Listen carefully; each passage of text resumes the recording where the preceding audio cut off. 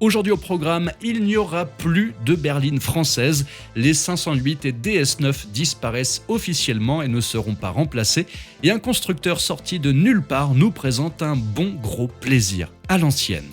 Bienvenue à tous sur la chaîne Octane. Retrouvez une nouvelle vidéo tous les jours résumant l'actu automobile. Alors n'oubliez pas de vous abonner pour ne rien louper. Fermez les yeux et imaginez-vous au volant d'une berline française. Oui, je sais, ça semble presque aussi improbable que de voir une vache faire du breakdance, car autrefois ces machines étaient les héroïnes anonymes des familles françaises. Mais aujourd'hui, on ne veut plus que des SUV de 3 tonnes, mais électriques.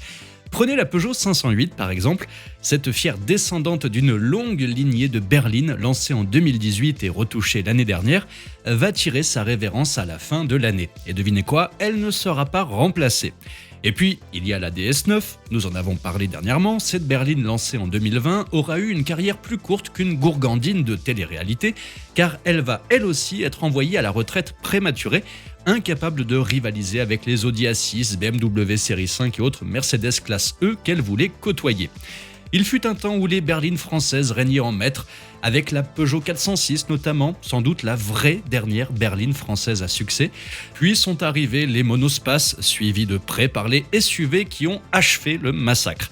Et là on se dit, mais pourquoi nos constructeurs n'ont-ils pas fait comme Skoda avec l'Octavia par exemple? Une berline simple, discrète, efficace, bien finie. Mais bon, vous savez ce qu'on dit, avec des scies, on couperait du bois pour brûler tous les SUV. À commencer par le Qashqai, car le vrai coupable, c'est lui. Passons maintenant à quelque chose d'excitant, un constructeur qui débarque de nulle part et qui nous présente une hypercar appelée simplement Nilou, avec un design qui semble tout droit sorti des circuits de course, un V12 atmosphérique et tenez-vous bien, une boîte manuelle. Oui, une vraie boîte de vitesse avec une pédale d'embrayage et tout ce qui va avec. Côté look, la face avant est percée de 2 énormes trous béants qui aspirent l'air, le cockpit est ultra avancé et à l'arrière c'est presque pornographique, les suspensions sont à l'air libre, le diffuseur est énorme et une triple sortie d'échappement est intégrée à l'aileron. À l'intérieur, les sièges baquets en Alcantara rouge et noir sont fixes et l'instrumentation est totalement analogique. Ça veut dire des aiguilles, des vrais, pas des écrans tactiles qui vous demandent de faire une mise à jour en plein virage. Au centre, un levier de vitesse trône fièrement sur sa grille en H comme un totem de résistance face à l'invasion électrique. Sous le capot, on retrouve un V12 de 6,5 litres atmosphérique capable de hurler jusqu'à 11 000 tours minute. Il balance 1070 chevaux aux roues arrière via une boîte manuelle à 7 rapports, 860 Nm de couple et une vitesse de pointe annoncée à 400 km/h. Tout ça dans une voiture qui ne pèse que 1200 kg grâce à l'usage généreux de carbone et de matériaux composites.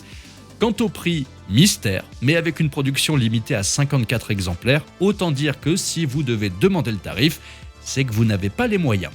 C'est un plaisir à l'ancienne, sans aucune batterie, sans artifice, juste de la mécanique pure et dure, probablement l'une des dernières de son espèce, un dinosaure mécanique, un rêve de grand garçon. Et vous, comment vous la trouvez, cette Nilou? Dites-moi ça dans les commentaires. Avant de terminer cette vidéo, pour nous soutenir, n'hésitez pas à venir nous rejoindre sur nos comptes Insta ou TikTok.